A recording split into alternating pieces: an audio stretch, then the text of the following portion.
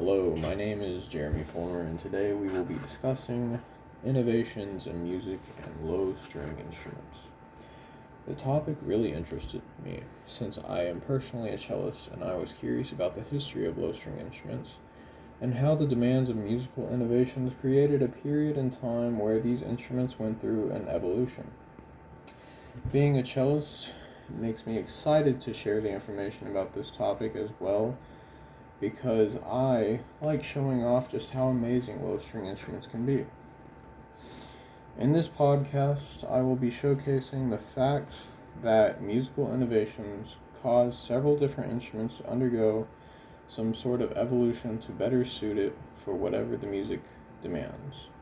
I will be using a few different low-string instruments to make my case. The origin of these instruments tend to be in European countries such as France, Germany, Spain, and Italy. Most of these changes in these instruments occurred in Italy because during the 17th century there were very big changes happening to the instrumental music genre. Composers such as Joseph Haydn, J.S. Bach, and Mozart began creating pieces that showcased the instruments and lights that hadn't been seen before. I would like to begin with the viola da gamba, which is now known today as the violoncello, which was a term from Germany. Originally, the viol had the same tuning as a lute, and it had frets on the fingerboard. Eventually, musical demand for more expressive music and higher ranges caused the viol to slowly die out, but different versions began to be created. We see the introduction of the Barton, which Joseph Haydn actually brought the Barton to a high point in musical history when he composed 175 works for the instrument. Later, the cello was created, and there are traces from France and Italy.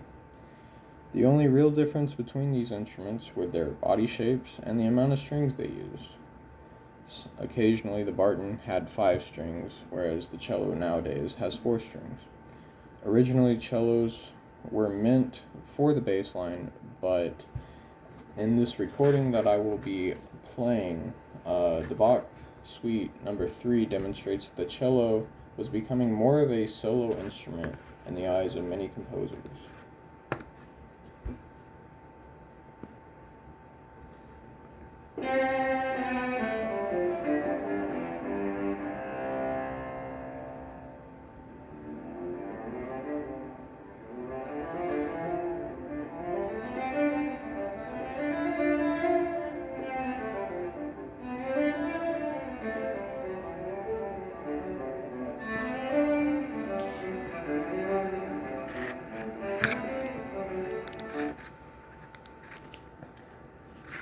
From this recording of the Bach Prelude, we can see that the cello has become more of a solo instrument.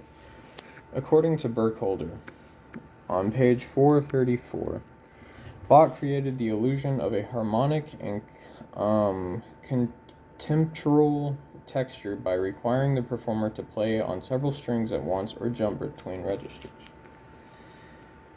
Moving on, I would like to talk a bit about the violin, which is now known today as the double bass. The bass had originated from the bass viol and was later developed in Italy into the familiar shape that we now know as the double bass. For the bass, it didn't find its place in the orchestra until the late 17th century. As you can hear from this example, the bass had been given a solo in Haydn's Symphony No. 31.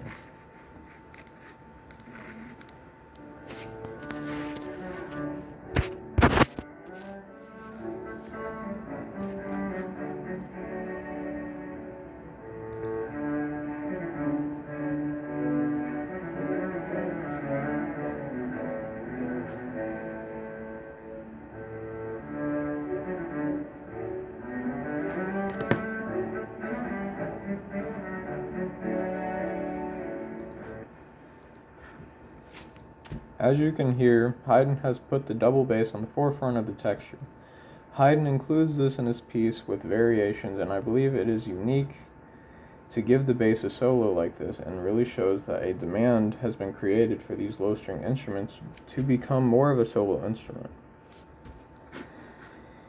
So I think the main takeaway points here are the evolution of these instruments showed that there was a demand for, there was a change in demand for the musical, because of the musical innovations that were happening during the 16th and 17th century. And also, most of these changes that had taken place happened in Italy,